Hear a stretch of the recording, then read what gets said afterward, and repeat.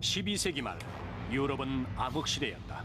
당시 두 개의 거대한 문화가 인류 문명의 기준으로 자리 잡았다. 페르시아와 중앙아시아의 이슬람 국가들과 그리고 저 멀리 동방으로 가면 중국의 전설적인 세 왕국이 있었다. 이 두 개의 문화 사이에 광활한 유라시아 대초원이 펼쳐져 있었다. 사람이 살기 힘든 척박한 곳이었지만 타타르인과 몽골족 같은 유목민족들이 대초원지대를 넘나들며 근근히 살아가고 있었다. 대초원지대는 몽고에서 가장 추운 곳입니다.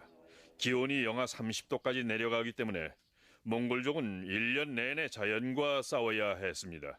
생존 자체가 매우 힘들고 또한 위험한 곳이었죠. 1175년 타타르인들은 몽골족과 대립하기 시작했다. 생활 방식이나 종교가 매우 비슷한 이 두 종족은 고대 시대로부터 라이벌 관계였고 동맹과 배반 그리고 복수로 이어지는 끊임없는 순환고리 속에 얽혀 있었다. 대립 관계에 있던 그들은 공동의 적을 보지 못했다. 부유하고 강력한 북중국의 금나라였다. 금나라의 대몽고 정책은 한마디로 말해서 분할 정책과 정복 정책이었습니다. 금나라는 세력이 커져서 금나라를 위협하는 유목민족을 공격할 때 타타르인들을 용병으로 썼습니다.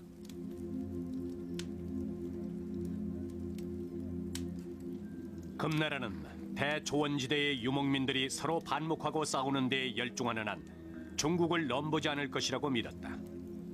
12세기 격동의 시기, 위대한 몽고의 정복자 징기스칸이 서서히 등장했다. 그러나 그는 왕족 출신이 아니었다. 그는 아버지 없이 힘들게 자라면서 어린 시절 내내 척박한 초원지대에서 굶어 죽지 않기 위해 고군분투했다. 징기스칸의 본명은 태무진, 몽골어로 대장장이란 뜻이다. 어린 시절을 힘들게 보낸 그에게 꼭 맞는 이름이었다.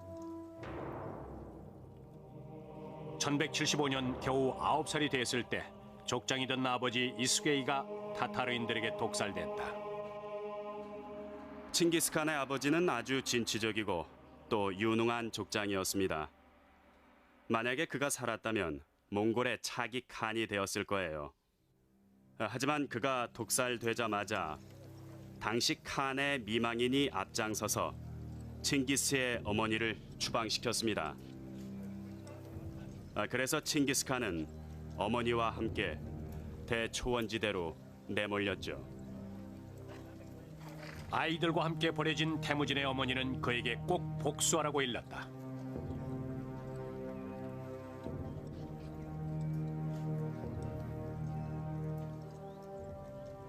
그는 자라면서 복수의 칼날을 갈았습니다. 한때 여러 번 전쟁에서 승리를 거둔 위대한 족장의 아들이었지만 그는 결국 어머니와 함께 추방됐죠. 때문에 그는 어릴 때부터 세상을 바로 세우겠다는 생각을 하면서 자랐습니다. 가혹한 30년의 세월이 흐른 후 태무진은 몽골족을 통일하고 위대한 지도자라는 뜻의 칸이라는 칭호를 얻었다. 전쟁터에서 입증된 충성심만 믿을 수 있다는 걸 터득한 그는 절대 다른 사람들을 믿지 않았다. 나이 40에 그는 타고난 지도자로 변신해 있었다.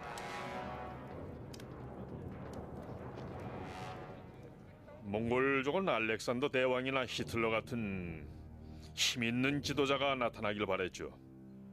인품에서 묻어나는 강력한 카리스마를 원했습니다. 1196년 부족을 통일한 태무진의 두 번째 임무는 타타르인들에게 복수하는 것이었다.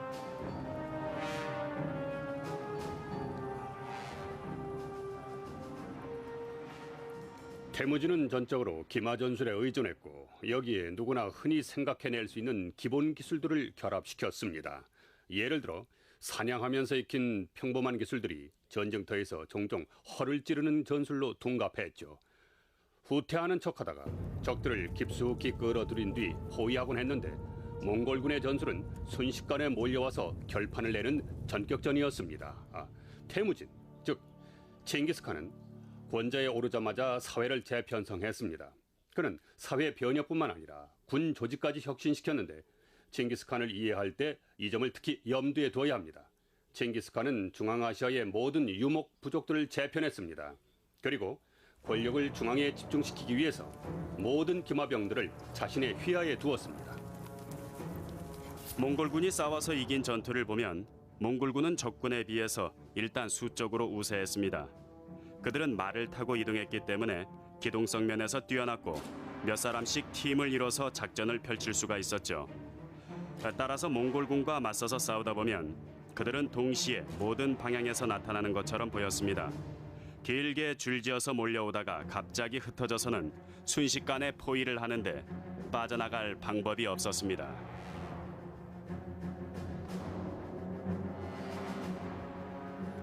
몽골군의 뛰어난 기마술과 치밀한 전술의 완벽한 조화는 적들을 압도하고도 남았다.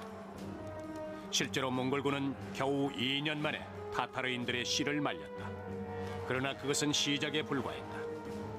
징기스칸은 몽골군을 역사상 가장 위대한 기병대로 변모시켰다.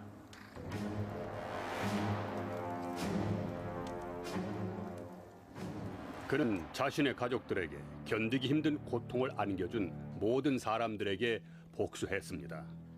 전해져 내려오는 이야기에 따르면 마침내 타타르인들을 무찔렀을 때 그는 마차의 차축보다 키가 큰 모든 사람들을 잡아다 처형시켰다고 합니다. 그렇게 해서 타타르인들을 완전히 몰살시켰죠. 야심 많은 지도자 역시 종교를 믿었다.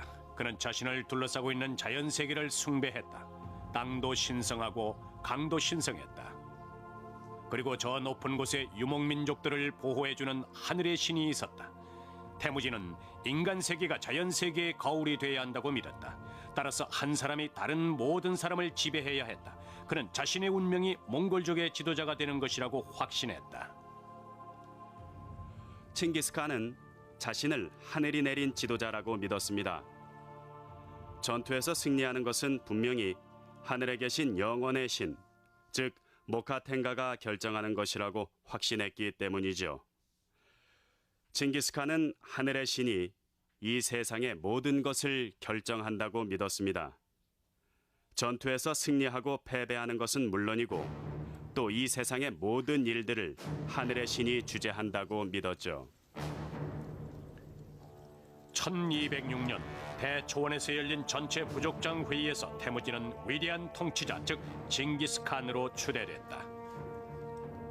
징기스칸은 세계를 정복할 준비를 모두 마쳤고 마침내 야만족 중에서도 가장 잔인하다는 명성을 얻었다.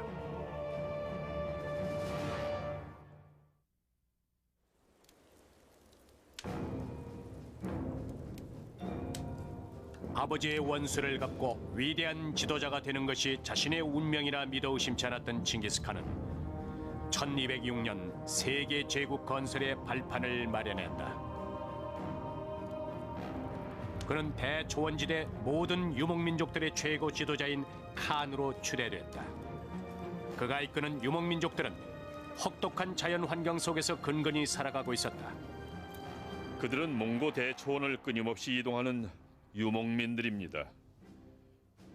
언제 어디서든 마음만 먹으면 즉시 떠날 준비가 돼 있죠. 그들은 천막으로 지은 특이한 집에서 살았습니다. 나무로 먼저 뼈대를 설치한 후에 짐승의 가죽을 이어서 만든 커다란 덮개를 고정시켜 천막집을 만들죠. 그들이 천막집을 설치하고 철거하는 데는 15분도 안 걸렸습니다. 천막집의 내부는 어둡고 검은 연기 투성이었죠. 환기구락은 꼭대기에 뚫린 구멍과 출입문이 고작이었으니까요. 몽골족은 남쪽에서 좋은 소식이 온다고 믿었기 때문에 출입문은 항상 남쪽을 향했습니다.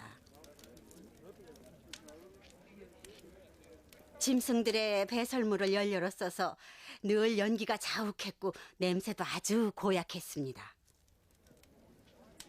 이런 척박한 환경은 징기스칸을 더욱 강하게 만들었고 아버지의 원수를 갚는 것이 그의 목표였다.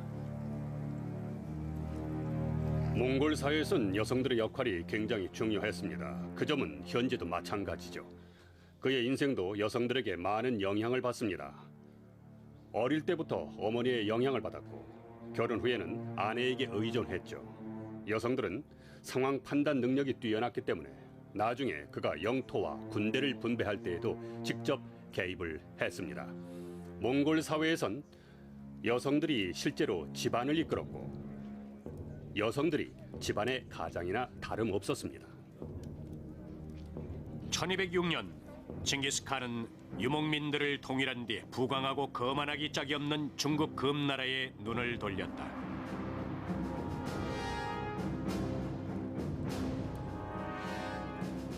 (1211년) 몽골군은 중국을 침략했다. 그러나 거대한 고대 국가는 초반부터 몽골군을 얕잡아 봤고 중국인들은 앞으로 닥칠 일을 전혀 예상하지 못했다. 중국 남부의 송왕조는 종종 몽골과 동맹을 맺을 기회를 엿보고 있었죠.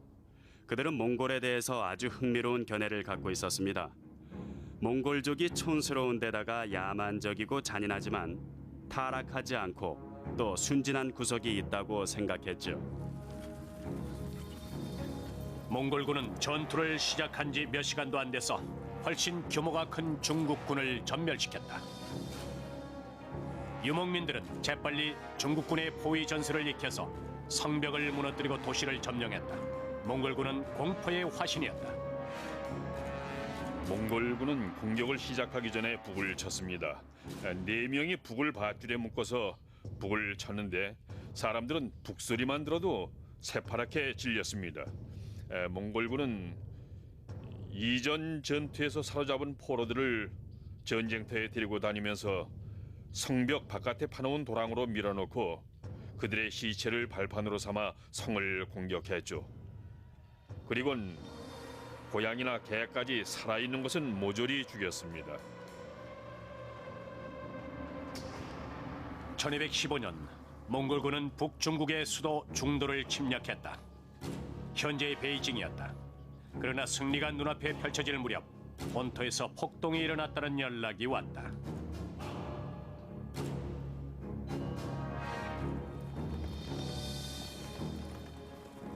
몽골 제국 전체를 하나로 묶어준 유용한 통신 시스템인 역전지를 통해서 1600km나 떨어져 있던 징기스칸에게 반란의 소식이 전해졌다.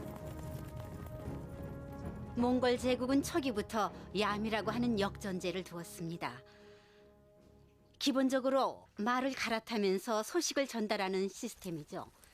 2명이 한 팀을 이루어서 말을 타고 지령을 전달을 했는데 허리에 정부 관리를 상징하는 배지를 달고 다녔어요.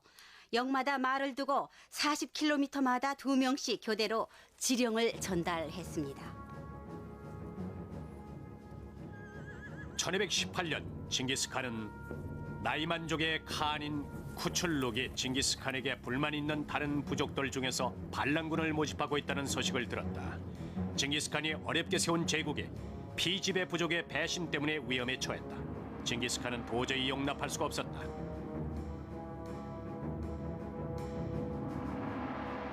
징기스칸은 당장 북중국을 떠나 반란군 숙청에 나섰다.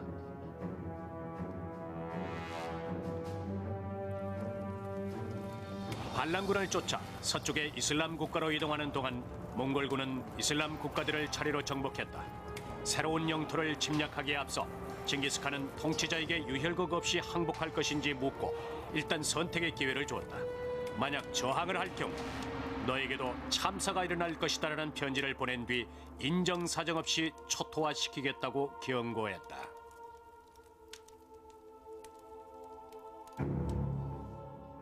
징기스칸의 보복 원정으로 몽골 제국은 현재 우즈베키스탄인 호레즘샤 고대 왕국의 국경 지방까지 뻗어나간다. 호레즘샤 왕국이 탐이 났지만 징기스칸은 더 이상 진격하지 않았다. 그는 새로운 것을 배웠다. 칭기스칸은 몽골 외곽 지역의 부족장에서 시작을 했습니다. 말하자면 어느 누구도 알아주지 않는 몽골의 오지에서 세계 무대로 진출한 뛰어난 지도자였습니다. 그는 아주 중요한 순간에 현실을 인식하기 시작했습니다. 실크로드가 몽골 제국의 영토를 가로지르기 때문에 무역을 하면 큰 돈을 벌 수 있다는 사실을 깨달았죠. 그래서 칭기스칸은 몽골에서 가장 가까운 동부 이슬람 세계의 통치자인 술탄 무함마드에게 여러 번 사절을 보냈습니다. 그리고 나중에는 1,500마리의 낙타가 이끄는 대상도 함께 보냈어요. 칭기스칸이 파견했던 특별 통상단은 온갖 호화로운 물건들을 싣고 갔습니다. 하지만 오트라르라고 하는 마을의 탐욕스러운 지방 관리가 칭기스칸이 보낸 통상단을 모두 학살했습니다. 지방 관리는 몽골에서 온 대상들이 들어오는 걸 보자마자 술탄 무함마드에게 그들을 어떻게 처리해야 하느냐고 물었습니다. 술탄은 몽골의 사절단이 모두 상인을 가장한 스파이라고 대답을 했습니다. 그래서 그럼 저들을 모두 다 해치울까요? 하고 물었더니 술탄 무함마드는 그러라고 대답을 했습니다.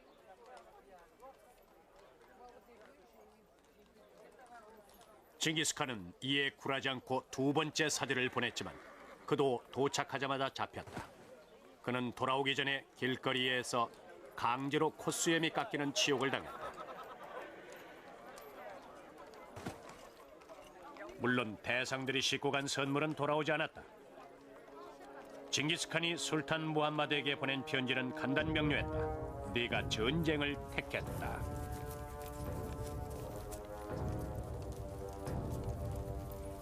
탐욕에서 비롯된 사소한 사건 때문에 전쟁이 일어났습니다. 상인들이 국경을 자유롭게 넘나들고 대사를 교환하기로 한 법을 어긴 사소한 사건이 대재앙을 불러일으켰던 것입니다. 러시아의 연대기 작가는 차마 눈뜨고 볼 수 없는 장면이었다고 기록했죠. 몽골군은 무자비하게 약탈하고 불태우고 완전히 초토화시킨 다음 떠났습니다. 결국 문명 세계는 사소한 일로 대재앙을 만난 것입니다. 1219년 몽골군은 전쟁을 준비했고 징기스칸은 이에 개의치 않았다. 전쟁은 어차피 일어날 것이었다. 이제 앞으로 어떤 일이 일어날지는 신만이 알 것이었다. 신의 계획을 충실히 이행함으로써 징기스칸은 적들에게 끔찍한 교훈을 심어주었다. 정복 전쟁이 계속되는 동안 그는 몽골군의 앞을 가로막고 서 있는 모든 것들을 초토화시켰다. 결국 문명 세계는 여지없이 파괴됐다.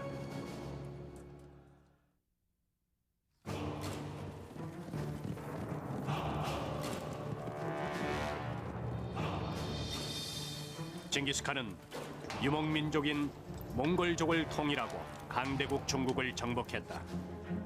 1219년 그는 중앙아시아 호레즘샤 왕국의 통치자 술탄 무함마드를 공격하기로 결심했다. 징기스칸은 복수의 화신이었다. 호레즘샤 왕국의 한 지방 관리가 몽골족의 외교 사절단을 모두 학살한 것은 참을 수 없는 모욕이었다.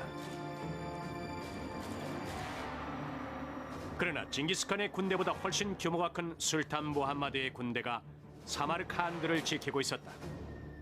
불리한 조건을 극복하기 위해서 징기스칸의 군대는 특유의 기동력과 기습 작전을 최대한 이용했다.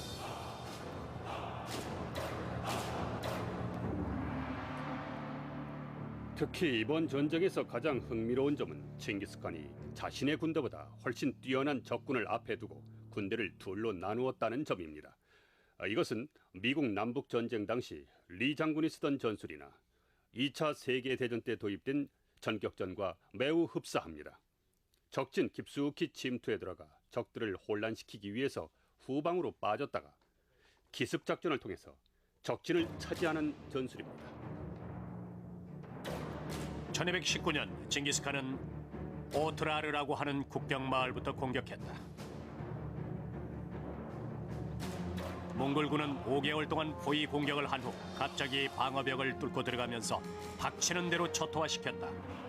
몽골군의 잔인함은 끝이 없었다. 정복 전쟁에 나선 몽골군이 왜 그렇게까지 잔인했는지 아무도 알 수가 없습니다. 하지만 한 가지 분명한 것은 몽골군이 아주 특별한 방식으로 전쟁을 벌였다는 것입니다. 탐욕스런 지방 관리인 이날축은 끔찍한 복수를 당했다. 그는 예로부터 전해져 내려오는 준대로 받는다는 몽골족의 속담을 몸소 체험했다. 성 안에 숨어있던 그는 강제로 끌려나와 귀와 눈에 뜨거운 은을 들이붓는 끔찍한 고문을 당했다.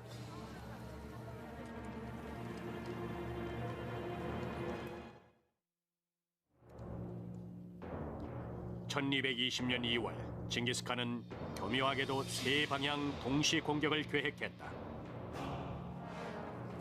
먼저 몽골군은 동쪽과 서쪽 양 방향에서 호라줌 군대를 공격했다. 몽골군의 목표는 술탄 무함마르로 하여금 양 방향 공격이 몽골족의 마지막 공격이라고 믿게 하는 것이었다. 중세시대 유럽과 중동의 군대는 적군을 앞에 두고 후퇴하는 것 자체를 매우 치욕스럽게 생각했기 때문에 절대로 후퇴하는 법이 없었습니다. 또한 장군의 입장에서 볼 때 일단 후퇴하기 시작하면 모든 사람들이 전투에서 졌다고 생각하기 때문에 군을 통솔할 수가 없게 되죠. 다들 졌다고 외치면서 도망가기 시작하니까요. 하지만 몽골군은 후퇴하는 척하다가 갑자기 뒤돌아서서 마구 화살을 쏘아대기 시작했습니다. 몽골군의 전술은 적군을 교란시키는 대표적인 전술이었죠. 몽골군이 내부 교란 작전을 펼치는 동안 술탄 무함마드는 사마르칸드 남쪽 수백 킬로미터에 달하는 농지와 골짜기를 따라 군대를 배치했다. 그러나 징기스칸의 주력 부대는 저 멀리 북쪽에서 공격 준비를 하고 있었다. 징기스칸은 은밀하게 기자일쿰 사막을 잘 아는 밀수업자와 산적들을 수소문했다. 이들을 길잡이로 이용하기 위해서였다. 그들은 장장 500km에 달하는 사막을 가로질러 징기스칸의 군대를 술탄 무함마드의 왕국까지 안내했다.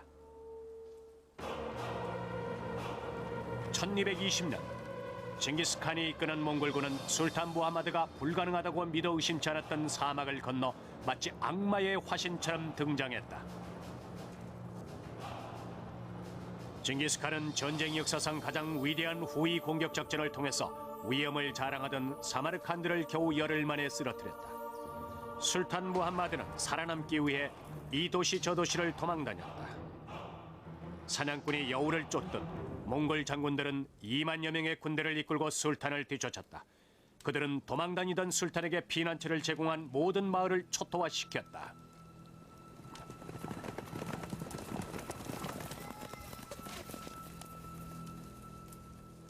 몽골군의 초토화 작전은 전쟁터에서 군대를 초토화시키는 것과는 차원이 다릅니다. 아예 싹을 없애버려서 회생 불가능하게 만들어 놓는 것이죠. 그들은 논에다 소금을 뿌리고 샘을 말리고 과수원의 나무까지 베어버렸습니다. 마치 미래는 없는 것처럼 말이죠. 몽골군의 무모한 초토화 작전은 볼크와 허렛 같은 격조 높은 페르시아의 도시까지 파괴시켰지만 징기스칸은 상관하지 않았다. 몽골군이 초토화시켜 폐허가 된 이슬람 동부 세계는 지금까지도 그 상태 그대로입니다. 한때 그 위용을 자랑하던 페르시아의 도시들은 지금까지 유령 도시로 남아있다. 호레즘샤 왕국을 정복한 후 징기스칸의 제국은 황하에서부터 카스피해에 이르는 인류 역사상 가장 거대한 제국이 됐다. 몽골족의 정복 전쟁으로 1000년 만에 처음으로 동방의 문화가 서방에 개방됐다.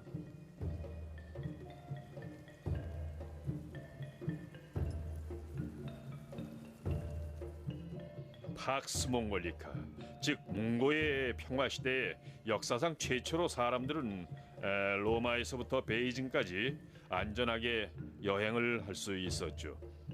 몽골족이 없었더라면 20세기가 될 때까지 어림도 없는 일이었을 것입니다. 당시 중동 사람들이 중국까지 여행을 하고 다녔습니다. 특히 모로코 출신의 여행가 이븐 바투타는 중앙아시아와 인도를 거쳐 중국까지 여행을 했고 칭기스칸의 후손들이 통치하는 몽골 국가를 돌아봤습니다. 당시 이븐 바투타 덕분에 유라시아의 문명 국가들은 서로 교류를 하면서 서로에 대해서 더 잘 알 수가 있었죠. 아이러니하게도 세계 제국을 건설하는 것은 징기스칸의 목표가 아니었다. 여전히 그의 가슴 속엔 원한의 불꽃이 피어오르고 있었다. 그에겐 아직 서하국과 해결해야 할 문제가 남아 있었다. 그러나 그는 마지막 목표를 이루지 못했다. 1227년 60대 중반의 징기스칸은 서하국 원정길에서 중국으로 가는 도중에 사망했다. 징기스칸의 서하 원정은 역사의 수수께끼로 남아있다. 무장한 군대와 노예들이 그의 시신을 따라 대초원까지 동행했다. 징기스칸의 장례식은 대초원에서 비밀리에 거행됐다. 50명의 친위대가 칭기스칸을 매장하러 떠났고 다른 친위대 50명이 그들을 죽였다고 합니다. 무덤의 위치를 누설하지 않기 위해서였죠. 칭기스칸의 무덤이 어디에 있는지 지금도 알 수 없습니다. 몽골 족장들의 무덤은 철저하게 비밀에 붙여졌습니다. 무덤까지 기나긴 행렬이 이어지고 수행원들은 나팔을 불고 북을 치면서 최대한 큰 소리를 냈죠. 시신이 묻히게 될 비밀 장소로 가는 도중에 누군가를 만나게 되면 무조건 살해했기 때문에 몽골족 지도자들의 무덤이 어디 있는지 아무도 알 수가 없었습니다.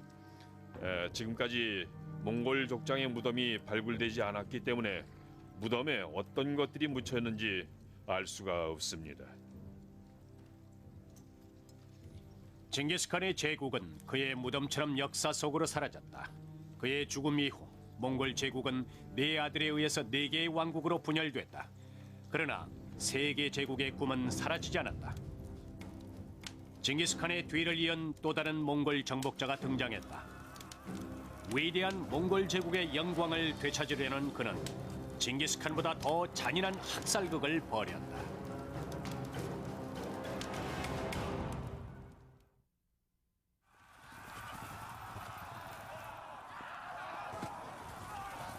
(1227년) 징기스칸이 죽은 이후에도 몽골 제국은 폭력적인 정복 전쟁을 통해서 계속 팽창했다.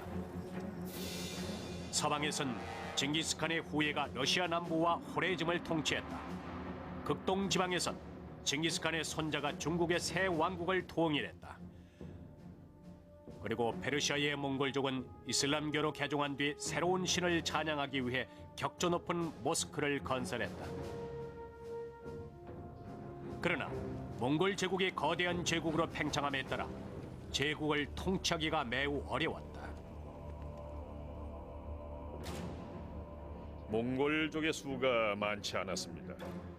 몽골 국가는 원래 중국처럼 거대한 국가도 아니었습니다.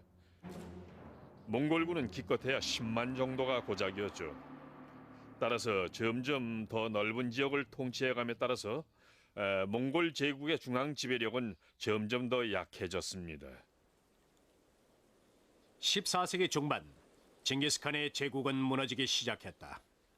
몽골 제국의 통치자들은 과거 초원을 누비던 몽골 부족들처럼 힘을 결속하지 못하고 분열을 거듭했다. 칭기스칸이 중앙에서 누리던 절대 권력이 각 부족의 군 지도자들의 손으로 옮겨갔습니다. 각각의 부족장들은 왕족과 거리가 멀었지만 권력을 손에 쥔 실세들이었죠. 1300년대 중반 이슬람 영토의 호레즘, 즉 현재의 우즈베키스탄에서 티무르라는 어린 몽골 소년이 이웃집 양을 훔칠 계획을 세웠다. 영특한 양도둑이었지만 이번만큼은 운이 따르지 않았다. 양을 훔치다 들킨 티모르는 다리에 화살을 맞아 절름발이가 됐다고 한다. 몽골 제국에서 권력을 장악한 그는 유럽에서 절름발이 티모르, 즉 타메룰란이라고 통했다. 유럽인들을 공포의 도가니로 몰아넣었던 바로 그 이름이었다. 1360년경 티모르는 위대한 지도자요 도박의 대가였고 뛰어난 전략가였다. 그의 몸속엔 몽골족의 피가 흘렀지만 징기스칸의 후손은 아니었다. 그는 징기스칸의 후손 2명을 아내로 맞아들이고 자신이 몽골 제국의 위대한 지도자 징기스칸의 후예라고 주장했다.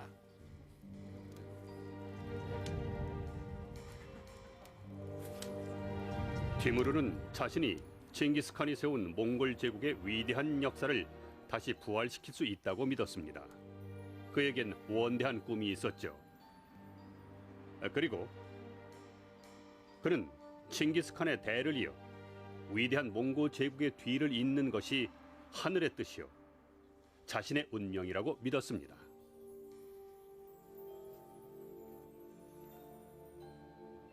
(1375년경) 티무르의 꿈은 단순히 몽골 제국을 부활시키는 것이 아니었다. 징기스칸이 사마르칸드를 정복한 지 150년 후 티무르는 자신이 태어난 고향 마을을 세계 제1의 도시로 만들고 싶었다. 티무르는 현재 우즈베키스탄 지역에서 태어났고 늘 자신의 고향 땅을 잊지 않았습니다. 정복 전쟁을 할 때 티무르는 함락한 도시의 모든 남자들을 잡아다 죽였지만 예술가들만은 살려서 사마르칸드로 보냈죠. 덕분에 사마르칸드는 이슬람 세계와 중국, 인도에서 모여든 예술가들의 전통이 살아 숨쉬는 아주 특별한 도시로 변했습니다. 사마르칸드는 아름다운 정원 도시였어요. 티무르는 무엇보다도 수로 건축을 매우 중요하게 생각을 했고 덕분에 사마르칸드엔 아름다운 정원이 많았습니다. 이슬람 교도였던 티무르는 모스크 건축에도 신경을 많이 썼습니다. 그는 인도 정복 전쟁에서 가져온 전리품을 이용해서 거대한 모스크를 건축했습니다. 티무르는 뭐든지 거대한 것을 좋아했어요. 그가 건축한 모스크를 봐도 잘 알 수가 있죠. 한마디로 그 규모가 어마어마했어요. 입구의 통로는 높이가 15m에 달했는데 사람들은 이것을 지날 때마다 신 앞에서 자신이 얼마나 하찮은 존재인가 하는 것을 느끼곤 했답니다. 호화롭고 장엄한 사마르칸드는 이슬람 세력의 확대와 몽고 제국의 부활을 내걸었던 티모르의 절대 권력을 상징했다. 그러나 사마르칸드 성벽 바깥에서 그의 잔혹함은 전설이 됐다. 1385년부터 티무르는 조직적으로 아제르바이잔과 그루지아, 아르메니아, 코카서스 그리고 서부 페르시아 지방의 모든 도시들을 약탈했다. 그러는 동안 수만 명에 달하는 사람들이 참혹하게 살해됐다. 1398년 티무르는 그리스인들의 선례를 따라 세계에서 가장 악명 높은 힌두 쿠시 산맥을 넘는 대담한 원정길에 올랐다. 그는 인도 북부 지방을 초토화시켰다. 그러나 몽골 제국의 영토가 더 넓어질수록 티무르에게 적대적인 사람들을 관리하기가 점점 더 어려워졌다. 델리에서 새로운 몽골 지도자에 대항하는 반란이 일어났을 때 티무르의 폭력 정치는 징기스칸의 공포 정치를 능가했고 그는 폭력의 새로운 장을 열었다.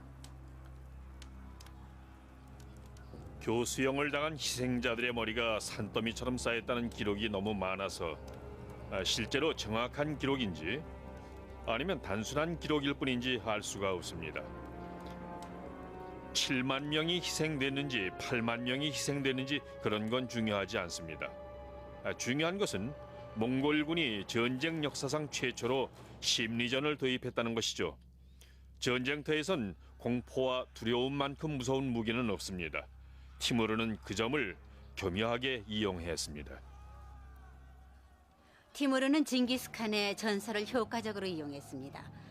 그는 징기스칸보다 훨씬 더 잔혹하게 사람들을 살해했고 사람들은 그의 이름만 들어도 벌벌 떨었습니다. 그러나 티무르는 어딜 가든 예술가들은 꼭 살려줬습니다. 도시를 파괴시켰고 수많은 사람들을 잔인하게 살해했지만은 도시를 정복할 때마다 훌륭한 장인들이나 예술가, 기술자들을 데려오고 최고의 예술 작품들을 수집했습니다. 오늘날 이스탄불의 하늘을 수놓는 둥근 아치 모양의 건물은 세계 제국을 건설하려는 티무르의 앞길을 가로막았던 오스만 투르크 왕조를 상징하는 것이다. 1402년 티무르의 영토는 술탄 바야지트 1세가 지배하는 오스만 투르크 제국의 국경 지방까지 팽창했다. 인류 역사상 그 어떤 통치자도 상대의 거만함을 허용하지 않았다. 티무르는 도를 지나쳐서 바야지트 1세의 어머니가 음탕한 여자라며 출신이 의심스럽다고 비아냥댔다. 바야지트는 더 이상 참을 수가 없었다. 세계에서 가장 뛰어난 군대를 지휘했던 술탄 바야지트 1세는 앙카라 요새 밖으로 나와 규모 면에서 훨씬 작은 티무르의 군대와 맞섰다. 자신만만했던 그는 티무르가 얼마나 교활한지 전혀 알지 못했다.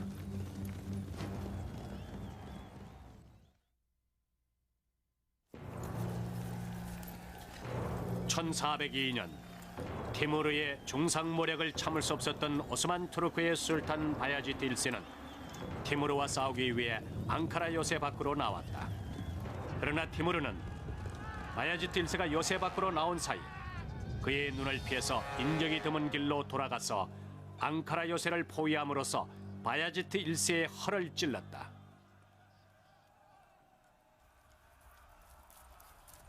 바야지트 1세에겐 치욕적인 일이었다. 그는 수도를 지키기 위해서 재빨리 후퇴해야 했다. 지칠 대로 지친 오스만 투르크의 군대는 푹 쉬면서 기다리고 있던 몽골군을 당해낼 수도 없었다. 게다가 오스만 투르크의 왕자가 티무르 편에서 싸우는 것을 본 투르크 병사들이 바야지트 1세를 배반했다.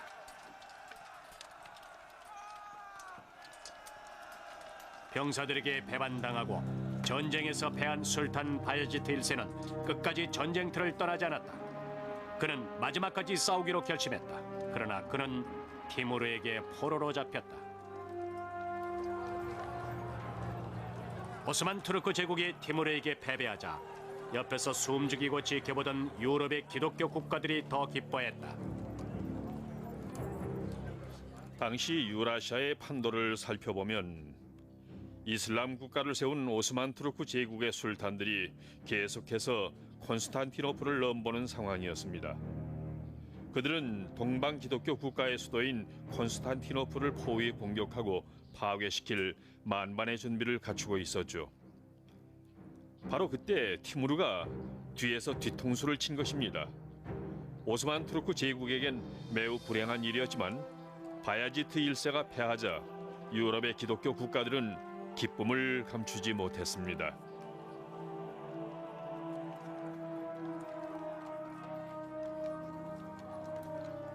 (1402년) 티무르는 앙고라 전투에서 오스만 투르크군을 물리치고 징기스칸 못지않은 대제국을 건설했다. 그러나 탐욕스런 정복자 티무르는 이것으로 만족할 수 없었다.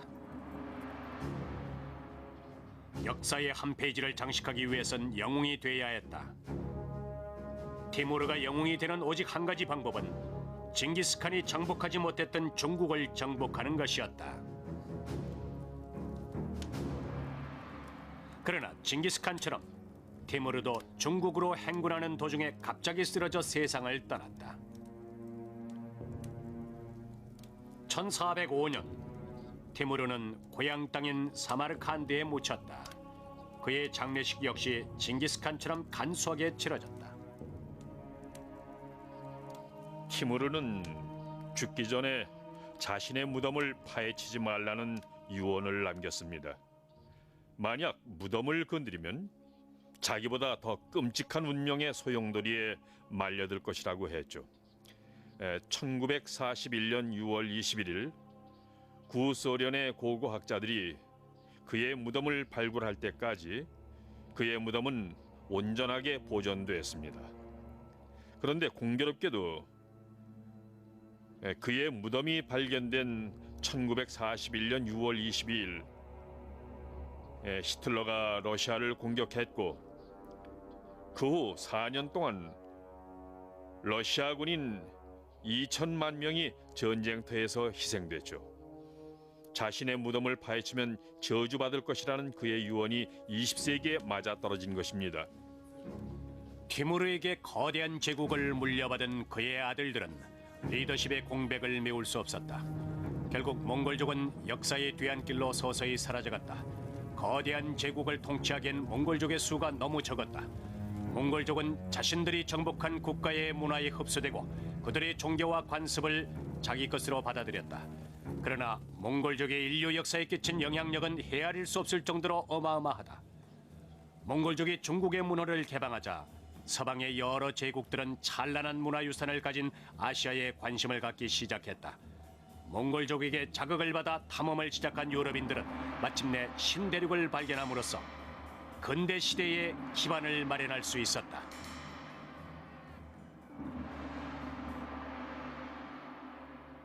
몽골 제국은 인도와 동남아시아를 제외하고 동해에서부터 발트해까지 한국에서부터 동독에 이르는 인류 역사상 가장 거대한 제국이었습니다. 앞으로 세계 역사에 몽골 제국 같은 거대한 제국이 등장할 수 있을까? 오늘날에도 몽골인들은 징기스칸을 신처럼 숭배하고 있다. 징기스칸, 그의 이름은 몽골의 자존심이다. 오늘날에도 몽골인들은 징기스칸 같은 위대한 지도자가 다시 나타나기를 간절히 염원하고 있다.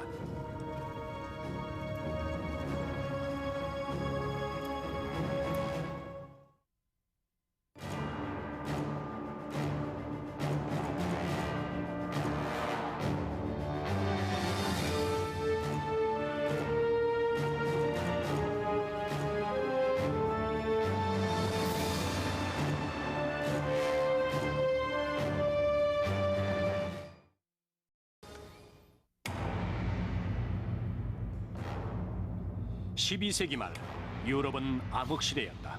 당시 두 개의 거대한 문화가 인류 문명의 기준으로 자리 잡았다. 페르시아와 중앙아시아의 이슬람 국가들과 그리고 저 멀리 동방으로 가면 중국의 전설적인 세 왕국이 있었다. 이 두 개의 문화 사이에 광활한 유라시아 대초원이 펼쳐져 있었다. 사람이 살기 힘든 척박한 곳이었지만 타타르인과 몽골족 같은 유목민족들이 대초원지대를 넘나들며 근근히 살아가고 있었다. 대초원지대는 몽골에서 가장 추운 곳입니다. 기온이 영하 30도까지 내려가기 때문에 몽골족은 1년 내내 자연과 싸워야 했습니다. 생존 자체가 매우 힘들고 또한 위험한 곳이었죠.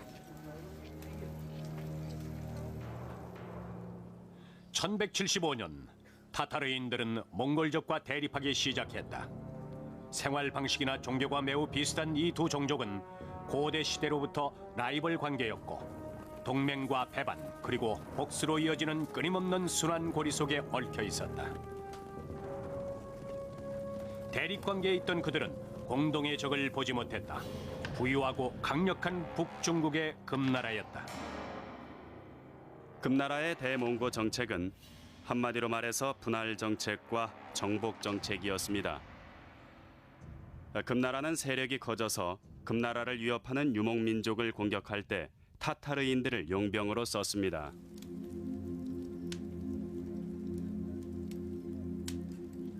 금나라는 대조원지대의 유목민들이 서로 반목하고 싸우는 데 열중하는 한 중국을 넘보지 않을 것이라고 믿었다. 12세기 격동의 시기, 위대한 몽고의 정복자 징기스칸이 서서히 등장했다. 그러나 그는 왕족 출신이 아니었다. 그는 아버지 없이 힘들게 자라면서 어린 시절 내내 척박한 초원지대에서 굶어 죽지 않기 위해 고군분투했다. 징기스칸의 본명은 태무진, 몽골어로 대장장이란 뜻이다. 어린 시절을 힘들게 보낸 그에게 꼭 맞는 이름이었다. 1175년 겨우 9살이 됐을 때 족장이던 아버지 이스게이가 타타르인들에게 독살됐다. 칭기스칸의 아버지는 아주 진취적이고 또 유능한 족장이었습니다. 만약에 그가 살았다면 몽골의 차기 칸이 되었을 거예요. 하지만 그가 독살되자마자 당시 칸의 미망인이 앞장서서 칭기스의 어머니를 추방시켰습니다. 그래서 칭기스칸은 어머니와 함께 대초원지대로 내몰렸죠. 아이들과 함께 버려진 태무진의 어머니는 그에게 꼭 복수하라고 일렀다.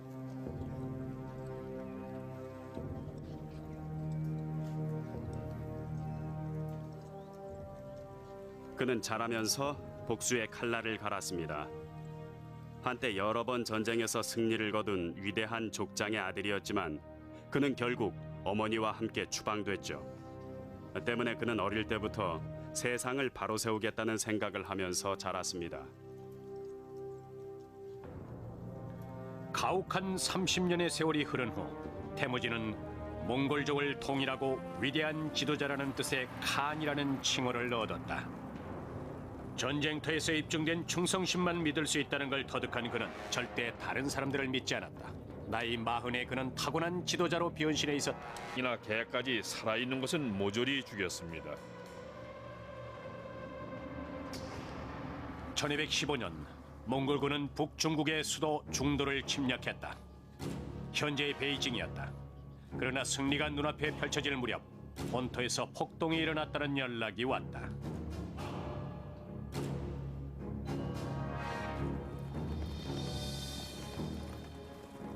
몽골 제국 전체를 하나로 묶어준 유용한 통신 시스템인 역전지를 통해서 1600km나 떨어져 있던 징기스칸에게 반란의 소식이 전해졌다. 몽골 제국은 초기부터 얌이라고 하는 역전제를 두었습니다. 기본적으로 말을 갈아타면서 소식을 전달하는 시스템이죠. 두 명이 한 팀을 이루어서 말을 타고 지령을 전달을 했는데 허리에 정부 관리를 상징하는 배지를 달고 다녔어요. 역마다 말을 두고 40km마다 두 명씩 교대로 지령을 전달했습니다. 1218년 징기스칸은 나이만족의 칸인 쿠출룩이 징기스칸에게 불만 있는 다른 부족들 중에서 반란군을 모집하고 있다는 소식을 들었다. 징기스칸이 어렵게 세운 제국이 피지배 부족의 배신 때문에 위험에 처했다. 징기스칸은 도저히 용납할 수가 없었다.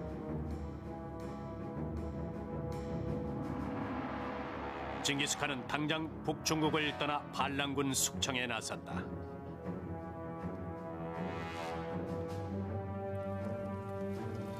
반란군을 쫓아 서쪽의 이슬람 국가로 이동하는 동안 몽골군은 이슬람 국가들을 차례로 정복했다. 새로운 영토를 침략하기에 앞서 징기스칸은 통치자에게 유혈극 없이 항복할 것인지 묻고 일단 선택의 기회를 주었다.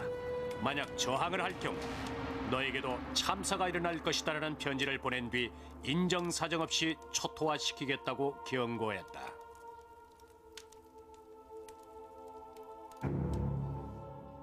징기스칸의 보복 원정으로 몽골 제국은 현재 우즈베키스탄인 호레즘샤 고대 왕국의 국경 지방까지 뻗어나간다.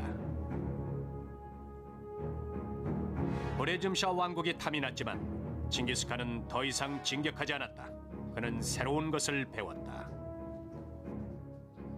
칭기스칸은 몽골 외곽 지역의 부족장에서 시작을 했습니다. 말하자면 어느 누구도 알아주지 않는 몽골의 오지에서 세계 무대로 진출한 뛰어난 지도자였습니다. 그는 아주 중요한 순간에 현실을 인식하기 시작했습니다. 실크로드가 몽골 제국의 영토를 가로지르기 때문에 무역을 하면 큰 돈을 벌 수 있다는 사실을 깨달았죠. 그래서 칭기스칸은 몽골에서 가장 가까운 동부 이슬람 세계의 통치자인 술탄 무함마드에게 여러 번 사절을 보냈습니다. 그리고 나중에는 1,500마리의 낙타가 이끄는 대상도 함께 보냈어요. 칭기스칸이 파견했던 특별 통상단은 온갖 호화로운 물건들을 싣고 갔습니다. 하지만 오트라르라고 하는 마을의 탐욕스러운 지방 관리가 칭기스칸이 보낸 통상단을 모두 학살했습니다. 지방 관리는 몽골에서 온 대상들이 들어오는 걸 보자마자 술탄 무함마드에게 그들을 어떻게 처리해야 하느냐고 물었습니다. 술탄은 몽골의 사절단이 모두 상인을 가장한 스파이라고 대답을 했습니다. 그래서 그럼 저들을 모두 다 해치울까요? 하고 명을 얻었다.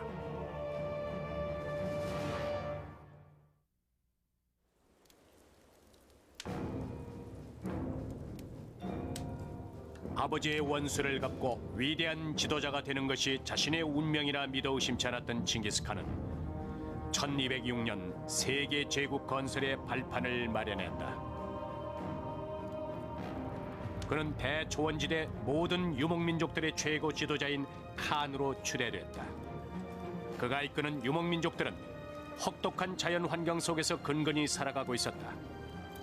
그들은 몽고 대초원을 끊임없이 이동하는 유목민들입니다. 언제 어디서든 마음만 먹으면 즉시 떠날 준비가 되어 있죠. 그들은 천막으로 지은 특이한 집에서 살았습니다. 나무로 먼저 뼈대를 설치한 후에 짐승의 가죽을 이어서 만든 커다란 덮개를 고정시켜 천막집을 만들죠.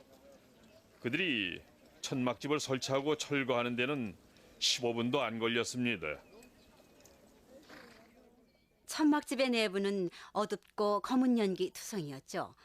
환기구락은 꼭대기에 뚫린 구멍과 출입문이 고작이었으니까요. 몽골족은 남쪽에서 좋은 소식이 온다고 믿었기 때문에 출입문은 항상 남쪽을 향했습니다.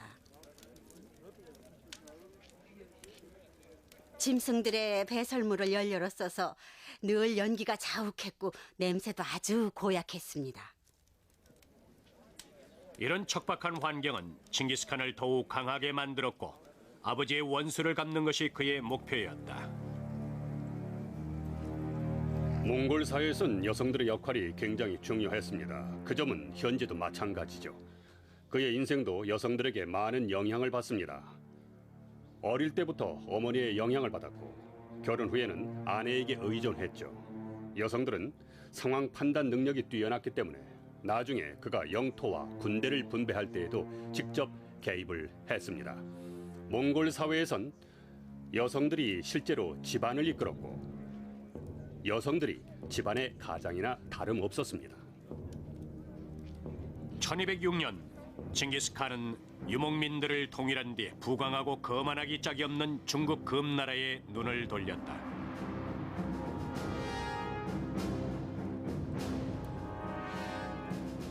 (1211년) 몽골군은 중국을 침략했다. 그러나 거대한 고대 국가는 초반부터 몽골군을 얕잡아 봤고 중국인들은 앞으로 닥칠 일을 전혀 예상하지 못했다. 중국 남부의 송왕조는 종종 몽골과 동맹을 맺을 기회를 엿보고 있었죠. 그들은 몽골에 대해서 아주 흥미로운 견해를 갖고 있었습니다.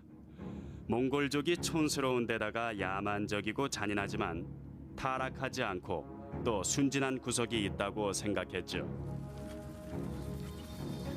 몽골군은 전투를 시작한 지 몇 시간도 안 돼서 훨씬 규모가 큰 중국군을 전멸시켰다. 유목민들은 재빨리 중국군의 포위 전술을 익혀서 성벽을 무너뜨리고 도시를 점령했다. 몽골군은 공포의 화신이었다. 몽골군은 공격을 시작하기 전에 북을 쳤습니다. 4명이 북을 밧줄에 묶어서 북을 쳤는데 사람들은 북소리만 들어도 새파랗게 질렸습니다. 몽골군은 이전 전투에서 사로잡은 포로들을 전쟁터에 데리고 다니면서 성벽 바깥에 파놓은 도랑으로 밀어넣고 그들의 시체를 발판으로 삼아 성을 공격했죠. 그리곤 고향 몽골족은 알렉산더 대왕이나 히틀러 같은 힘 있는 지도자가 나타나길 바랬죠. 인품에서 묻어나는 강력한 카리스마를 원했습니다. 1196년 부족을 통일한 태무진의 두 번째 임무는 타타르인들에게 복수하는 것이었다.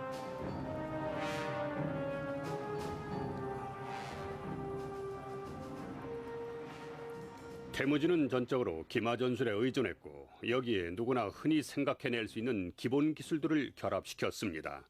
예를 들어 사냥하면서 익힌 평범한 기술들이 전쟁터에서 종종 허를 찌르는 전술로 둔갑했죠.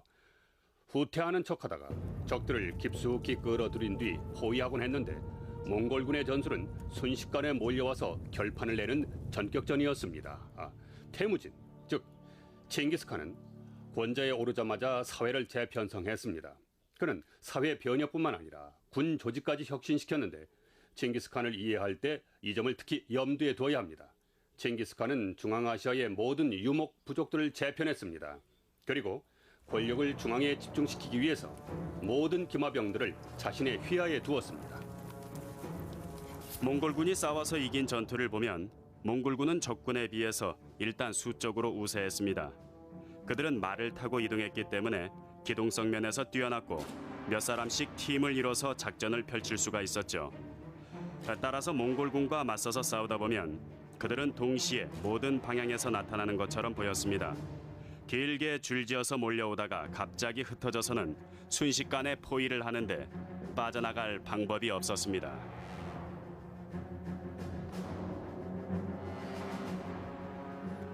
몽골군의 뛰어난 기마술과 치밀한 전술의 완벽한 조화는 적들을 압도하고도 남았다.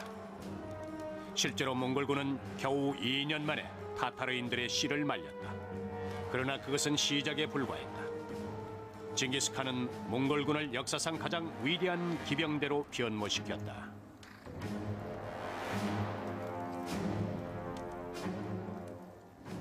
그는 자신의 가족들에게 견디기 힘든 고통을 안겨준 모든 사람들에게 복수했습니다.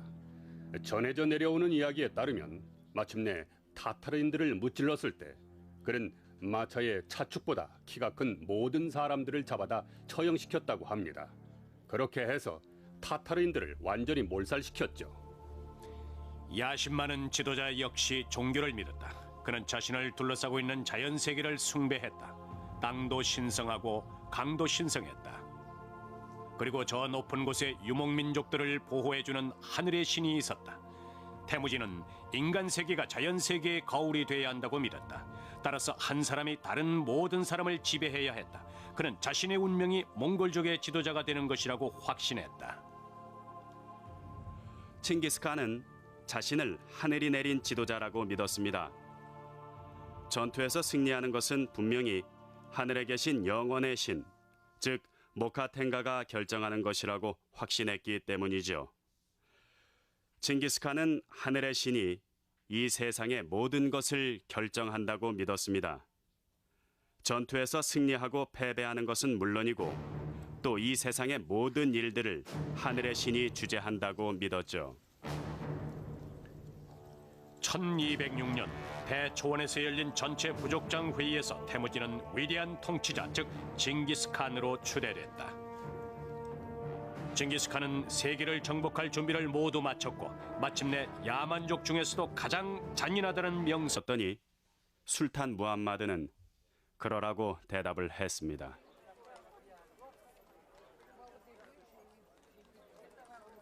징기스칸은 이에 굴하지 않고 두 번째 사제를 보냈지만 그도 도착하자마자 잡혔다. 그는 돌아오기 전에 길거리에서 강제로 콧수염이 깎이는 치욕을 당했다. 물론 대상들이 싣고 간 선물은 돌아오지 않았다. 징기스칸이 술탄 무함마드에게 보낸 편지는 간단 명료했다. 네가 전쟁을 택했다.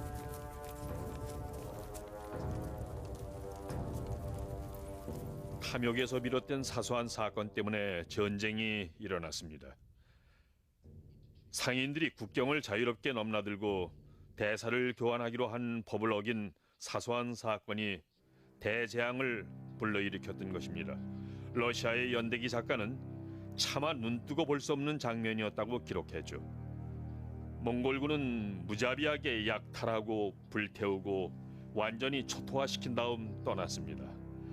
결국 문명 세계는 사소한 일로 대재앙을 만난 것입니다.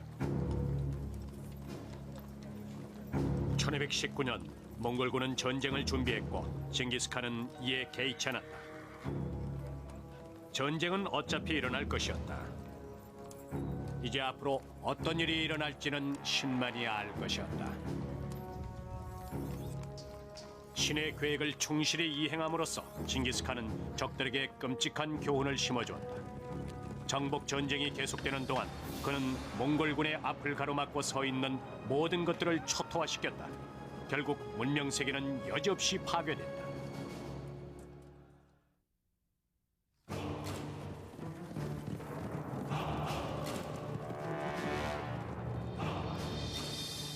징기스칸은 유목민족인 몽골족을 통일하고 강대국 중국을 정복했다. 1219년 그는 중앙아시아 호레즘샤 왕국의 통치자 술탄 무함마드를 공격하기로 결심했다. 징기스칸은 복수의 화신이었다. 호레즘샤 왕국의 한 지방 관리가 몽골족의 외교 사절단을 모두 학살한 것은 참을 수 없는 모욕이었다. 그러나 징기스칸의 군대보다 훨씬 규모가 큰 술탄 무함마드의 군대가 사마르칸드를 지키고 있었다. 불리한 조건을 극복하기 위해서 징기스칸의 군대는 특유의 기동력과 기습 작전을 최대한 이용했다.